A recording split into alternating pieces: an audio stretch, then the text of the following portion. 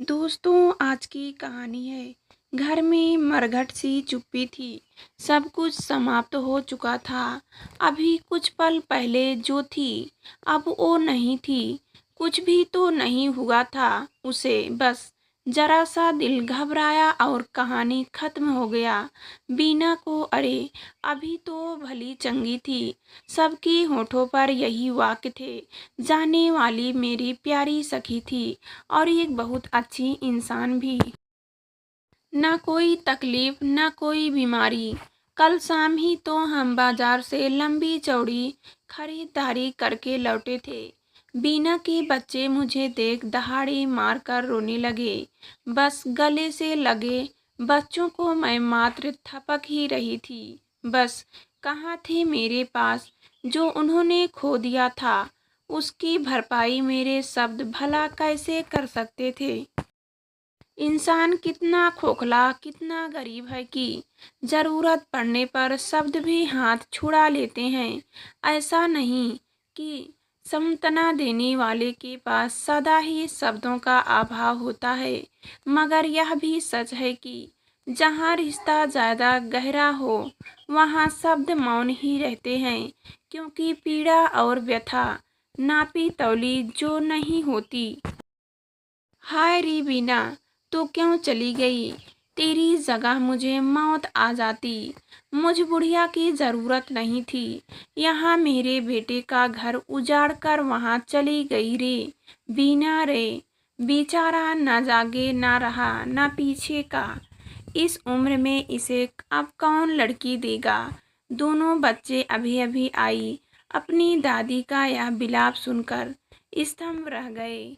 कभी मेरा मुंह देखते और कभी अपने पिता का। छोटा भाई और उसकी पत्नी भी साथ थे। वे भी क्या कहते। बच्चे चाचा चाची से मिलकर बिलखने लगे। साव को नहलाने का समय आ गया। सभी कमरे से बाहर चले गए। कपड़ा हटाया तो मेरी संपूर्ण चेतना हिल गई। बीना उन्हीं कपड़ों में थी जो कल बाजार जाते हुए पहनी थी। अरे, इस नई साड़ी की बारी ही नहीं आ रही। आज चाहे बारिश आए या आधी, अब तुम यह मत कह देना कि इतनी सुंदर साड़ी मत पहनो, कहीं रिक्शे में न फंस जाए। गाड़ी हमारे पास है नहीं, और इनके साथ जाने का कहीं कोई प्रोग्राम नहीं बनता। मेरे तो प्राण इस साड़ी में ही अटके हैं। आज मुझे यही पहननी है। हंस दी थी मैं। सिल्क की गुलाबी साड़ी पहनकर इतनी लंबी चौड़ी खरीदारी में उसके खराब होने के पूरे पूरे आसार थे।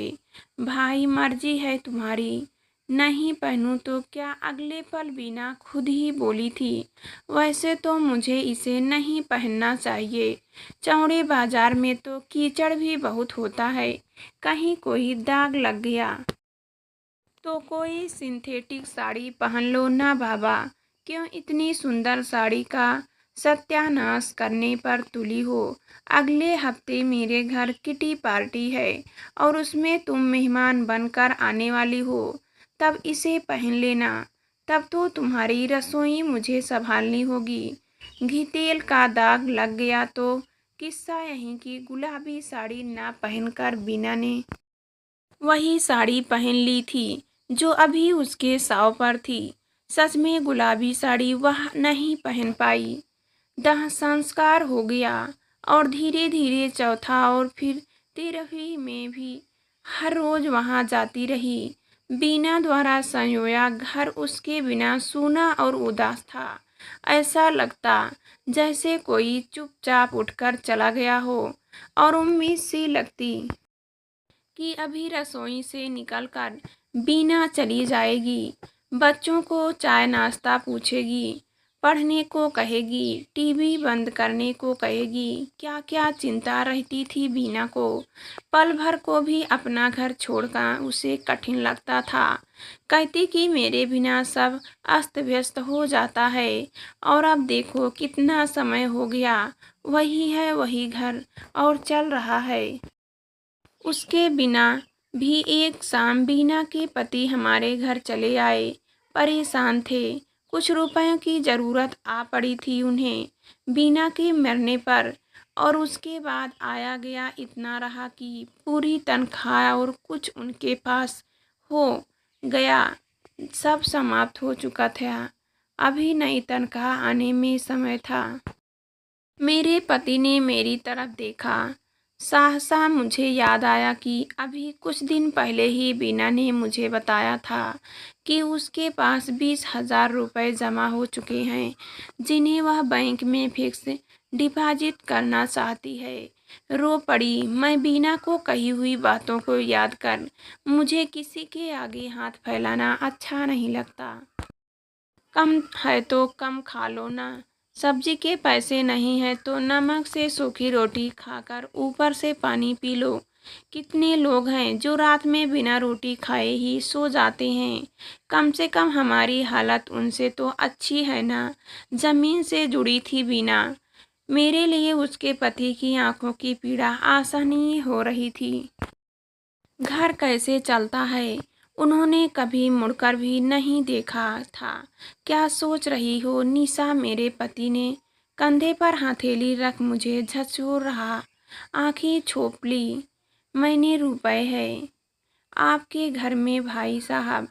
पूरे 20,000 रुपये बीना ने जमा कर रखे थे।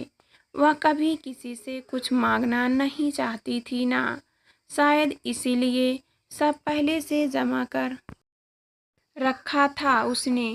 आप उसकी अलमारी में देखिए, वहीं होंगे 20,000 रुपये। बीना के पति चीख चीख कर रोने लगी थी। पूरे 25 साल साथ रहकर भी वह अपनी पत्नी को उतना नहीं जान पाए थे जितना मैं पराई होकर जानती थी। मेरे पति ने उन्हें किसी तरह संभाला, किसी तरह पानी पिलाकर गले का आवेग शांत किया। अभी कुछ दिन पहले ही सारा सामान मुझे और बेटे को दिखा रही थी। मैंने पूछा था कि तुम कहीं जा रही हो क्या, जो हम दोनों को सब समझा रही हो, तो कहने लगी कि क्या पता मर ही जाऊं। कोई यह तो ना कहे कि मरने वाली कंगाली ही मर गई। तब तुम्हें क्या पता था कि उसके कहे शब्द सच ही हो गए थे। उसके मरने के बाद भी मुझे कहीं नहीं जाना पड़ा। अपने दाह संस्कार और कफन तक का सामान भी संजो रखा था उसने। बीना के पति तो चले गए और मैं की कर्तव्य मूर्ति सी सोचती रही। जीवन कितना छोटा और क्षणिक था। अभी मैं हूँ, पर क्षण भर बाद भी रहूंगी या नहीं जाने कौन। आज मेरी जबान चल रही है। आज मैं अच्छा बुरा कड़वा मीठा अपनी जीभ से टकरा रही हूँ। कौन जाने क्षण भर बाद मैं रहूँ या ना रहूँ। कौन जाने मेरे कौन से शब्द आखिरी शब्द हो जाने वाले हैं। मेरे द्वारा किया गया कौन सा कर्म आखिरी कर्म बन जाने वाला है। कौन जाने। मौत एक शाश्वत सच्चाई है और इसे गाली जैसा न मान। अगर कड़वे सत्य सा मान लूं तो हो सकता है मैं कोई भी अन्याय कोई भी पाप करने से बच जाऊं। यही सच हर प्राणी पर लागू होता है। मैं आज हूँ, कल रहूँ ना रहूँ, कौन जाने। मेरे जीवन में भी ऐसी कुछ घटनाएं घटी हैं जिन्हें मैं कभी भूल नहीं पाती हूँ। मेरे साथ चाहे अनचाहे जुड़े कुछ रिश्ते जो सदा कांटे से चुभते रहे हैं। कुछ ऐसे नाते जिन्होंने सदा अपमान ही किया है। उनके शब्द मन में आक्रोश से उबलते रहते हैं, जिनसे मिलकर सदा तनाव से भरती रही हूँ। एकाएक सोचने लगी हूँ कि मेरा जीवन इतना भी सस्ता नहीं है जिसे तनाव और घृणा की भेंट चढ़ा दूँ। कुदरत ने अच्छा पति अच्छी संतान दी है जिसके लिए मैं उसकी आभारी हूँ। इतना सब है तो थोड़ी सी कड़वाहट को झटक देना क्यों ना श्रेय संसार मान लूँ। क्यों ना हाथ झाड़ दूँ तनाव से। क्यों ना स्वयं को आक्रोश और तनाव से मुक्त कर लूँ।